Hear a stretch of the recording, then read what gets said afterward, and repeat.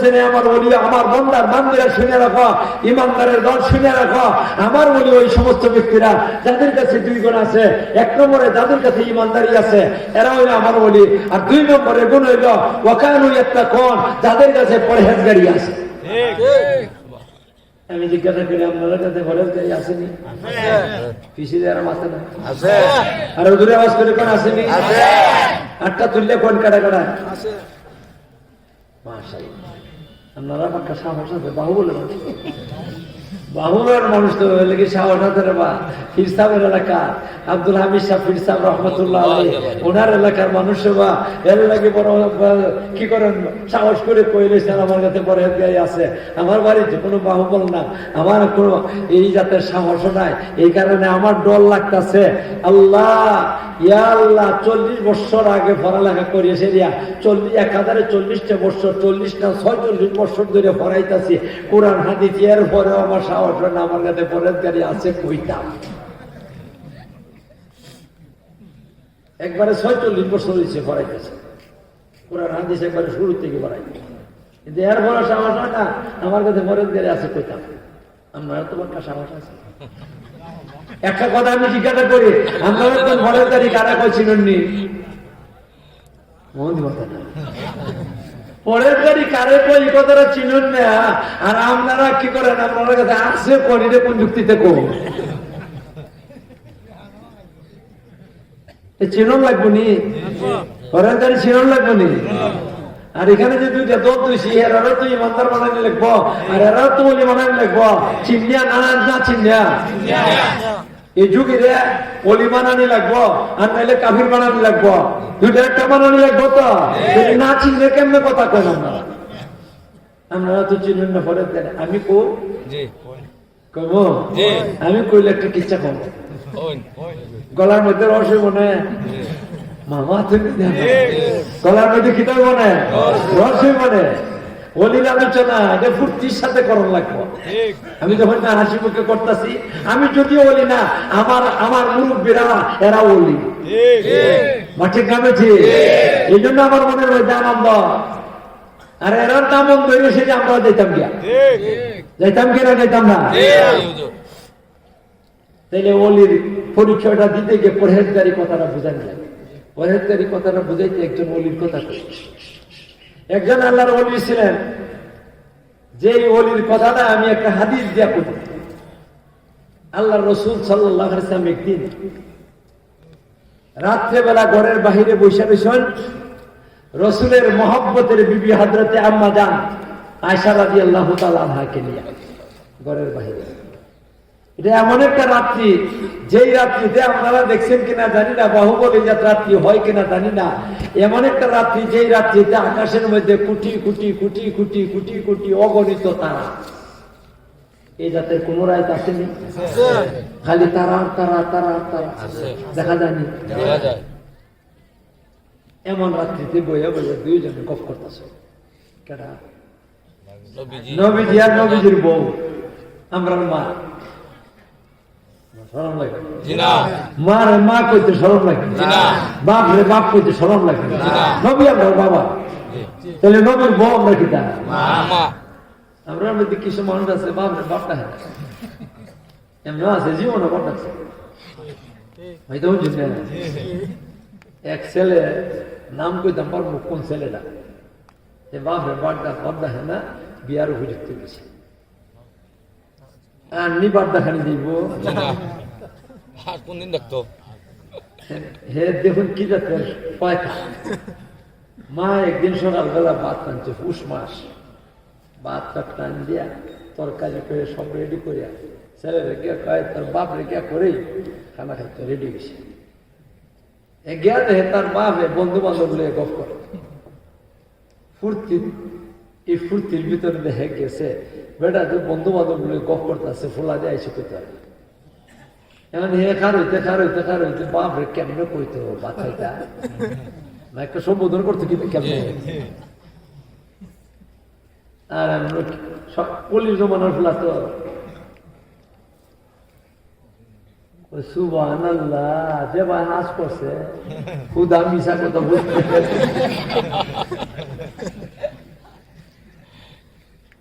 যে কইছে সুবহানাল্লাহ যে বাহাস করছে আমি বাপে কই রে মাই কইছে খাইতা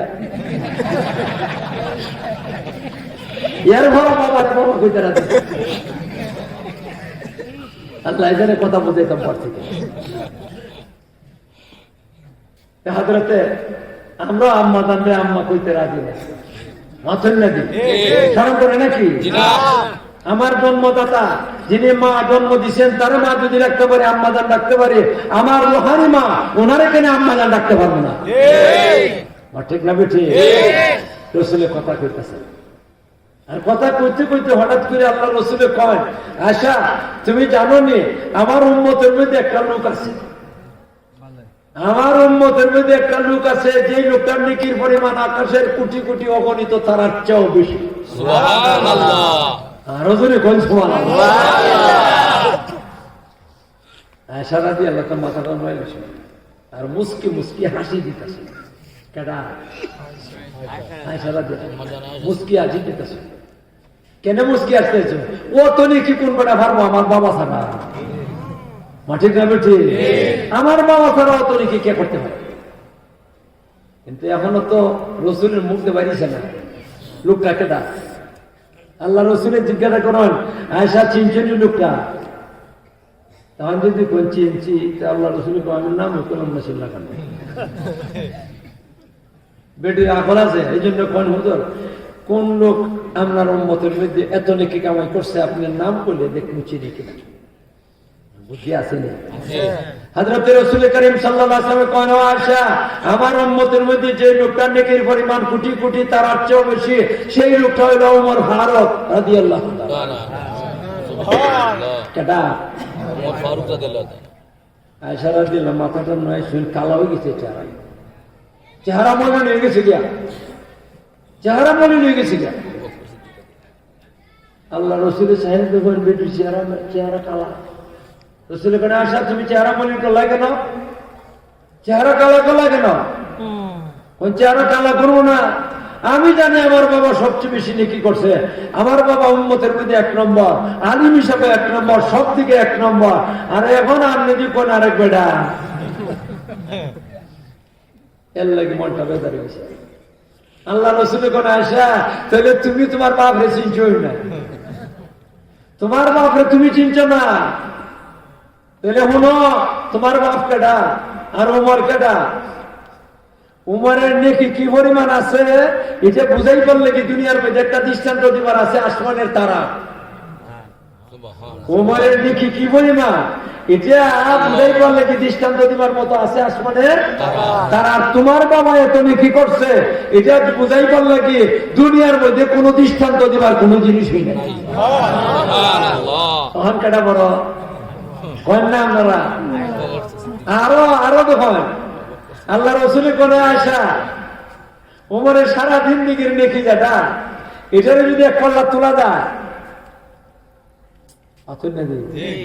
আর তোমার বাবা যে আমার লইয়া হিজরতের রায় আমার লইয়া গাড়ে শহরের মধ্যে আশ্রয় নিছিলাম আমরা এখানে কি করছিলাম আত্মগোপন করছিলাম ওই দিন তো তোমার বাবা আমার একটা খেদমত করছি এই খেদমতের নসাদটা যদি আরেকটা পাল্লা তোলা যায় 1 রাইতের নেকিটা তোমার আবু উমরের নেকি থেকে ভারী হইয়া দেব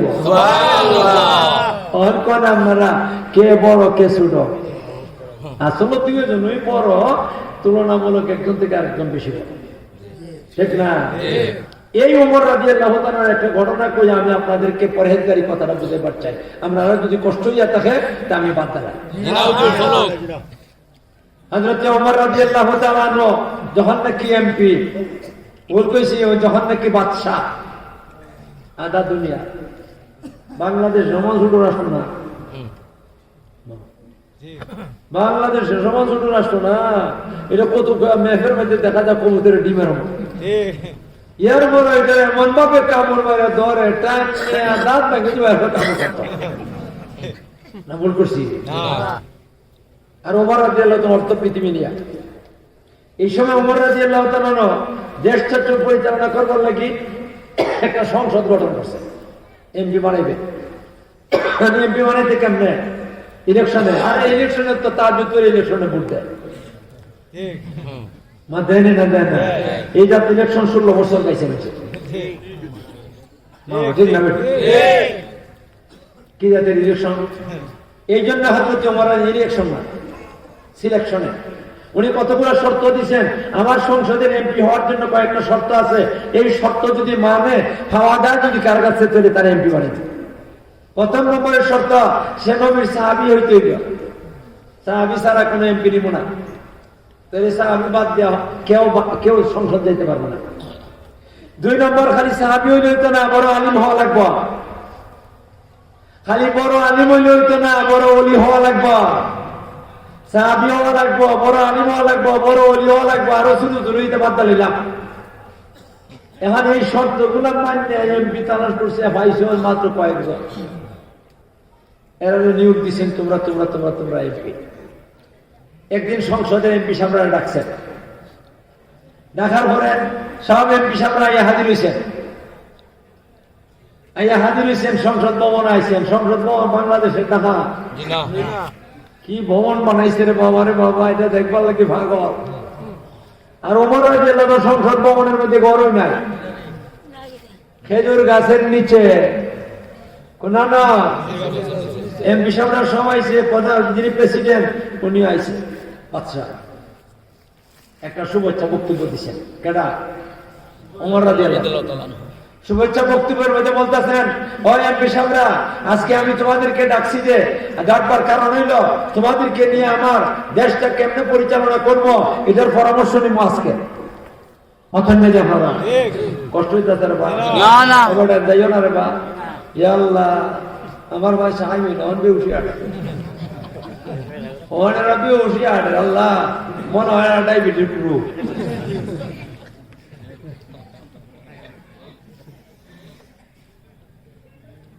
ও এমপি সাহেবরা, আমি তোমাদেরকে নিয়ে পরামর্শ করবো পরে।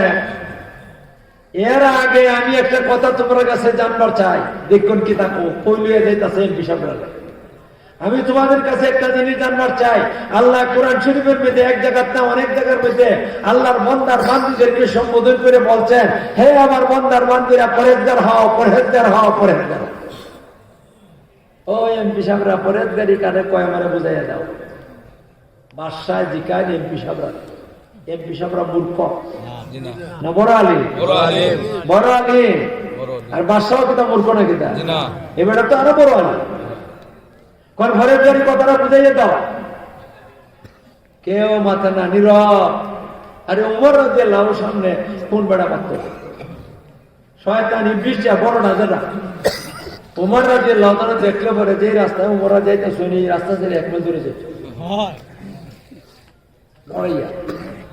মানুষের কথা বলতেছে না, বলতেছে না পিসাবরা বলো না, কেউ কথা বলে না।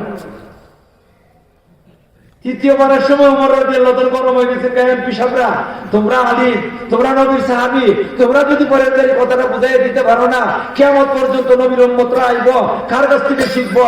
কাজে তোমাদেরকে বলতেছি, পরেজগারি কথাটা না বুঝাইয়া এখান থেকে যাইতে পারবে না। হাউ সরাইতে পারবে। এখন তো পিসাবরা রাগ হচ্ছে, এরাও বলে তুই জানো, কিন্তু ডরে একজন খারাপ যে বেড়া খান হয়েছে এই বেড়াও বেড়াটা, এ বেড়ার কাছে গুণ কর্তা আছে বড় বড়, ছোট গুণের অভাব না।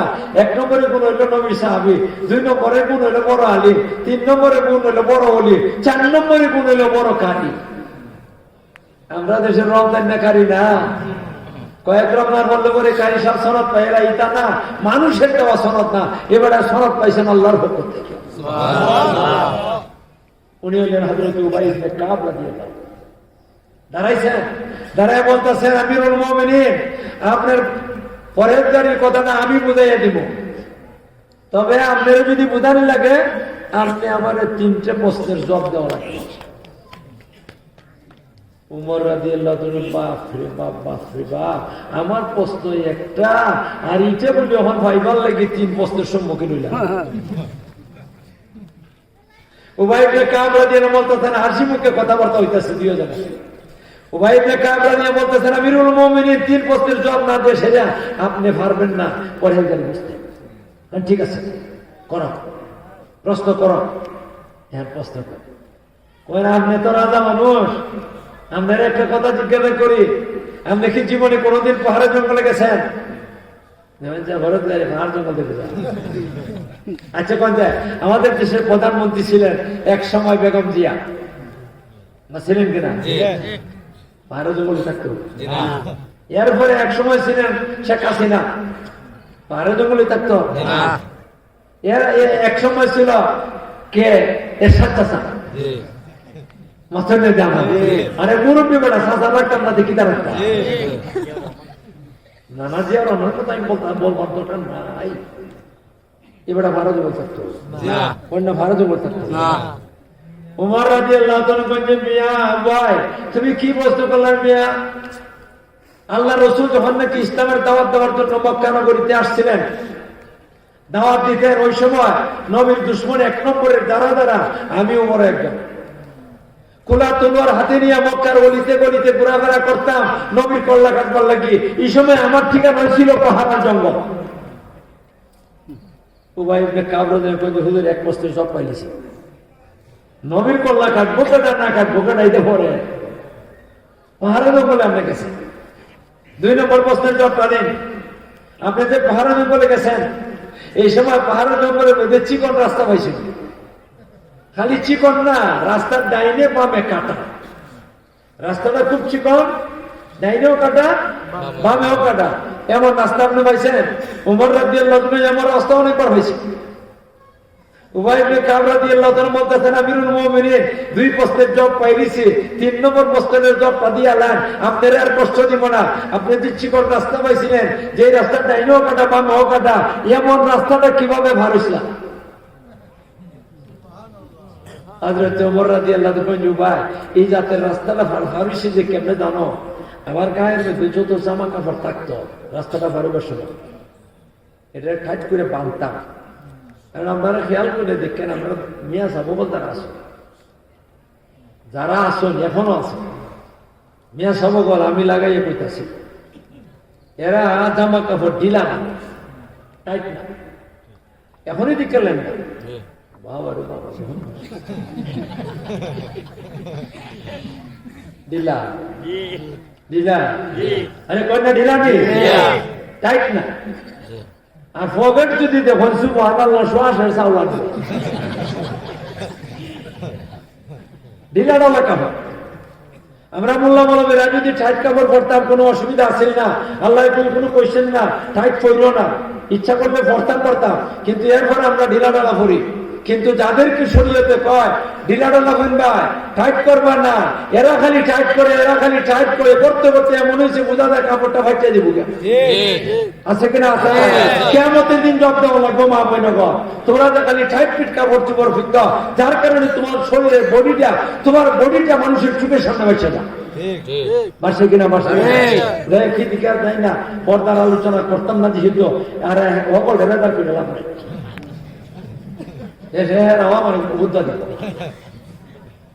উমর রাদিয়াল্লাহু আনহু শরীরে জামা কাপড় যা আছে সবগুলার ভালো করে টাচ করে ফিন দিয়া বাঁধ দিয়া, এরপরে আমার শরীরটা যতটুকু আছে যেন ছোট করিয়া, মানুষের শরীরটা আল্লাহ যত কামতেছে ইচ্ছা করলে কিছু সময় লেগে ছোট করতে পারে। আপনারা দেখতেছেন আমার শরীরটা কথা মোটা, যত কাম দেখতেছেন কেন, কিন্তু আমি ইচ্ছা করিয়া সামান্য কয়েক মিনিটের জন্য আমার শরীরটা শুরু করে দেখাইতে পারবো। জামা কাপড়ে টাইট করে বাঁধিয়া আমার শরীরটা যত বাড়ি শুরু করি, কারণ ডাইনের কাটা বামের কাটা আছে, কাটাগুলা যদি ধরে না তো আমার পরেজগারি ভিতর না। ঠিক না? আমি তো বাচ্চা যেতাম পারতাম না, আর ডাইনের কাটা বামের কাটা এইগুলা করিয়া এইগুলার থেকে বাঁধবার লাগে শরীরটা শুরু করিয়া আমি আস্তে আস্তে এই রাস্তাটা অতিক্রম করে দিতাম।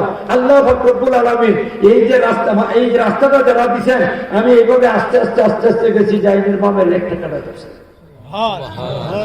যে কইছে হযরতে ওমর রাদিয়াল্লাহু এই কথাটা, আর এমনি উভয় দিকে কাবরা দিয়ে কইছে আমিরুল মুমিনিন আপনারা কষ্ট দিছি, বেয়াদবি মাফ করেন, আমি আর আপনারা কষ্ট দিব না। আপনি যে কইছেন চিকন রাস্তাটা ডাইনে বামে কাটা, এই রাস্তাটা অতিক্রম করার জন্য নিজের গায়ের জামা কাপড় ঠাট করে বাঁধিয়া নিজের শরীর টেনে শুরু করিয়া ডাইনের বামের কাঁটাগুলোর থেকে বাচ্চা বাচ্চা আপনি গেছেন, এটার নেই এইভাবে গেছেন, এটার নামে পরে জানি আল্লাহ আসমান থেকে একটা রাস্তা নামাই দিয়েছেন জমিনের মধ্যে, এটার একটা মাথা আছে বেহেশতের মধ্যে আর একটা মাথা আছে দুনিয়ার মধ্যে। এই রাস্তাটার নাম হলো সিরাতে মুস্তাকিম। যে সিরাতে মুস্তাকিমের জন্য আমরা প্রতিদিন 32 বার আল্লাহর কাছে দোয়া করি, ইহদিনাস সিরাতাল মুস্তাকিম।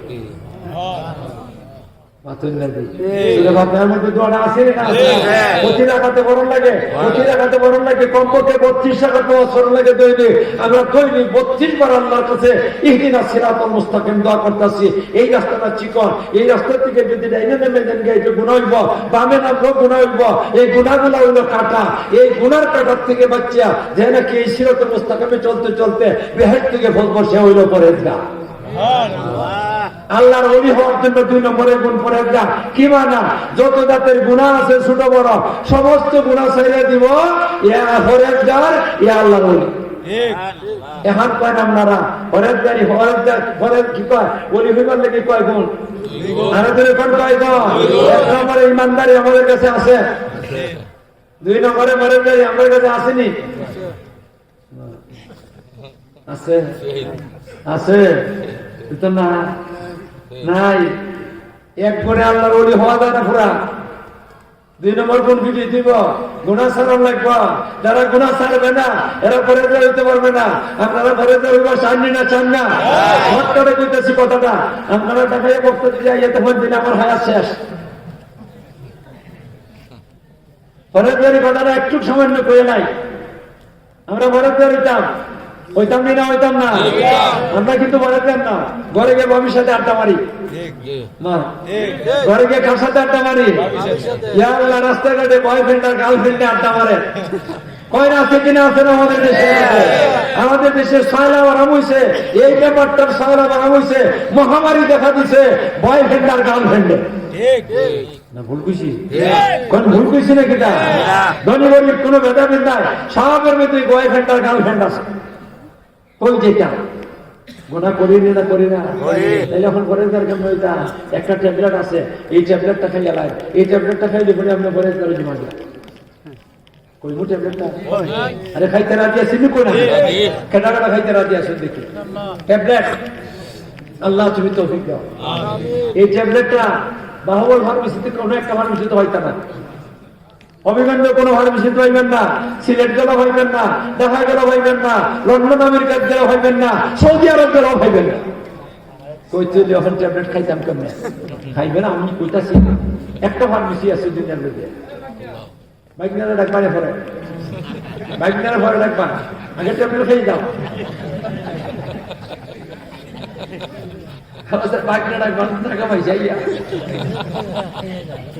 একটা ফার্মেসি আছে, এই ফার্মেসির মধ্যে ট্যাবলেটটা পাওয়া যায়। কইবো আপনাদেরকে, এই ফার্মেসিটা হলো নবীদের হাদিসের ভান্ডার। কয় না আপনারা? নবীর হাদিসের ভান্ডার। এই হাদিসের ভান্ডারের মধ্যে এই ট্যাবলেটটা আছে। আল্লাহ রসুল কয়, কোন রসুলের কথা সত্য না মিথ্যা? আমাদের কোন সত্য না মিথ্যা? আল্লাহ রসুল বলে আতাইবু মিনাজ জামবি কামাল্লা জামবালাহু, বলেন আতাইবু মিনাজ জামবি কামাল্লা জামবালাহু। আল্লাহ রসুল কয় যারা নাকি গুনাহ করছে, করতে করতে সীমা লঙ্ঘন করে নিছে, কোন হে যদি আল্লাহর কাছে শর্মিন্দা হয়ে সেরিয়া হাতটা তুললা আল্লাহর দরবারে তওবাটা করে না, আল্লাহ বুঝছি না বুঝে করছি, কোনটা বুঝে করছি কোনটা না বুঝে করছি, শয়তানের দুটা করে করছি, নফসের দুটা করে করছি, আল্লাহ তুমি আরহামুর রাহিমিন, ভিক্ষার হাত পাতাইছি তোমার দরবারে, আল্লাহ মেহেরবানি করে মাফ করে দাও। আমিন। এই ট্যাবলেটটা খাইতে রাজি আছেন? আল্লাহ রাসূল বলেন তওবা করব খাঁটি অন্তরে, তওবা করতে দেরি হবে, আল্লাহ মাফ করতে দেরি হবে না। সুবহানাল্লাহ, আল্লাহ মাফ করতে দেরি হবে না। আপনারা মাফ চান না? চান না? আমি এখন আসি, তাহলে আমরা একবার তওবা করব আজকে ইনশাআল্লাহ। আরে এখন চোখ বন্ধ করেন, সবাই চোখ বন্ধ করে দেন। সবাই চোখটা বন্ধ করে দেন আর আমার সাথে বলেন আল্লাহ গো, আল্লাহ জীবনে কত গুনাহ করছি, আল্লাহ তুমি আরহামুর রাহিমিন, আল্লাহ তোমার দয়ার সাগর আর আমরা গুনার সাগর, আল্লাহ আমরা গুনার সাগর, আল্লাহ আমরা গুনার সাগর রে, গুনার সাগর রে আল্লাহ তোমার দয়ার সাগরের মধ্যে ডুবাইয়া আমরা গুনাহগুলো মাফ করে দাও। তওবা করলে মাফ হয়নি? আশা করি মাফ হয়েছে। তাইলে গুনাহ আছে না? তাহলে তো আমরা নিষ্পাপ। যার কাছে গুনাহ নাই হে ওই ফরেজগা, হে ওই ফরেজগা নতুন না আপনারা।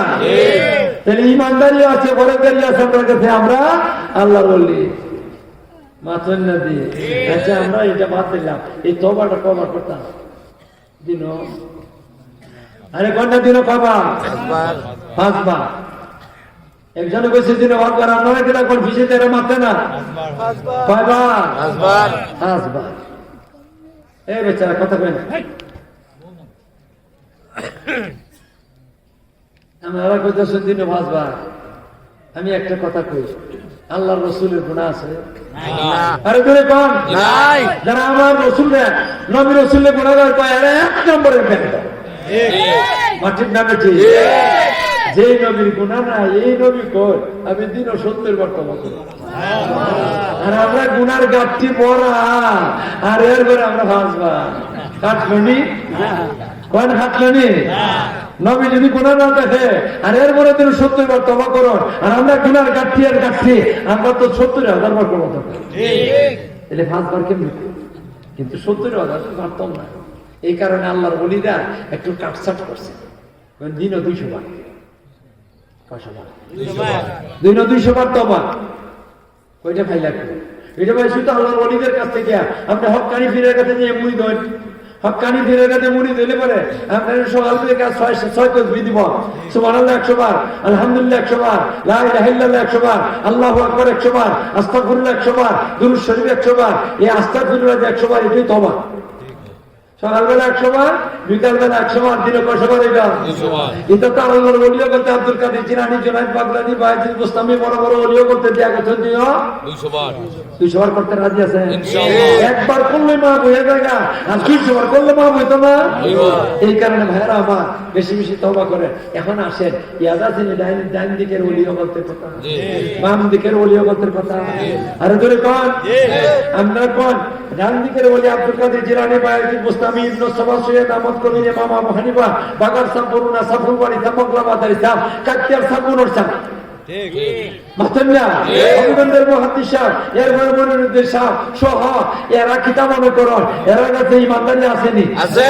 আরো ধরে কোন ইমানদারি আছে কি? এরা কি জীবনে কোনদিন আল্লাহর কাছে কান্দেন না? আরে কন্যা কান্দেন না? হায় হায় রে, অভিনন্দের মুহাদ্দিস সাহেবরা তো দেখছেন না আপনারা কি কান্না কান্দা। বিশেষ করে রমজান মাস আইলে পরে রাত্রেবেলা 1 সেকেন্ডের জন্য ঘুমাইতেন না, আর তার যদি সময় আইলে পরে চোখেতে ঘর ধরে ভারী করতো আর কান্তা। হায় হায় এমন ভাবে কান্তা বোঝা যায় মা মরছে না বাপ মরছে। আল্লাহর দরবারে কান্না মাফ হয়নি? তাহলে এই জ্ঞানী সত্যি যারা এরা সব ইমানদার ও ফরেজগার। ফরেজগার নেই না? ফরেজগার না?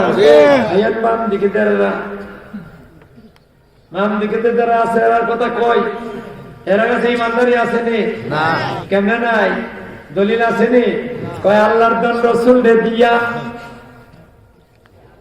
রসুল গেছে আল্লাহ গেছে গাই বইয়া, রসুলের দান খাদায় পাইয়া, খাদা বইছে আজমিরে, কেউ যাবে না খালি হাতে খাদারে তোর দরবারে। আল্লাহর দন রসুলের দেন আল্লাহ নাই, কুস্তা নাই। আর রসুলের দন সব পাই দিছে খাদা বাবা, মঈনুদ্দিন চিশতি, রসুলের কাছে কিছু নাই। তাইলে এখন সব যা কিছু আছে হয় দুনিয়াতে কার হাতে? আব্দুল কি কয় খাজা মঈনুদ্দিন চিশতির হাতে সবগুলা। ইমান আসেনি? আরে ধরে কোন ইমান আছে? যাদের আকীদা বিশ্বাস এমন, এরা আবার ওলি হয় কেমন করে? ইমান হয় না। এরপরে না করেনি না করে বেটা বেটি লইয়া হু হু করে তালি বাজায় ঢোল টপকি বাজায় বেটা বেটি নাচ গান করতেছে উলঙ্গ নাচ গান অর্থ উলঙ্গ নাচ গান কোন গান বাজনা কর গাল গেনা রুকিয়া তুলছে না আল গেনা রুকিয়া তুলছে না গান বাজনা জিনার মন্ত্র ইতা এদের কাছে পাওয়া যায় ইতা আল্লাহ কি জীবনে তওবা করছে কোন জীবনে কান্নাকাটি করছে কোন কান্নাকাটি নাই তাহলে এরা কাছে ইমানদারিও নাই এরা কাছে পরহেজগারিও নাই এরা আল্লাহর ওলি না আর এরা কান্নাকাটি করছেন করেন মরণ পর্যন্ত করছেন রসুলের সাহাবীরা কি কান্দাছে মুসলিম শরীফের মধ্যে একটা হাদিস আছে রসুলের সাহাবী আমর ইবনুল আস রসুলের সাহাবী ওনার ছেলে আব্দুল্লাহ ইবনে আমর বাবা শয্যাশায়ী বিছনার মধ্যে শয্যাশায়ী আমর ইবনে আস এটা কত যোগ্যতা সম্পন্ন ব্যক্তি হযরত আমর ইবনে আস চোখের মধ্যে শয্যাগত অবস্থায় ওয়ালের দিকে মুখ করিয়া আর ফুট বইয়া রয়েছেন পিছন দিকে দেয়া পিছের দিকে বইয়া রয়েছেন লা ইলাহা ইল্লাল্লাহ মুহাম্মাদুর রাসূলুল্লাহ তুলকিন দিতেছে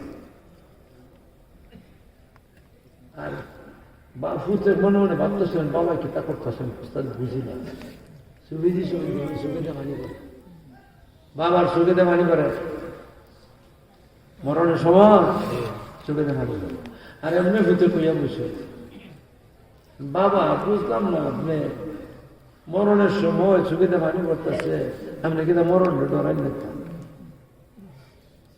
আপনি মরণটা পাই পাইতেছেন না কিনা আপনি নবী সাহাবী এত বড় আলিম এত বড় সম্মানী আর আপনি এবার কাঁদতেছেন দুনিয়ার মহব্বতে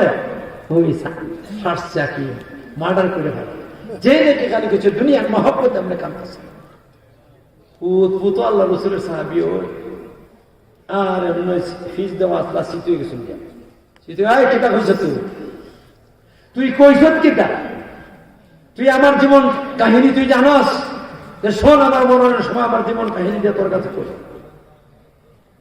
যখন নাকি রসুল ইসলামের দাওয়াত দেওয়া শুরু করছিলাম মক্কা নগরীতে আইয়া নবীর 1 নম্বর দুশমন আমি নবীর 1 নম্বরের দুশমন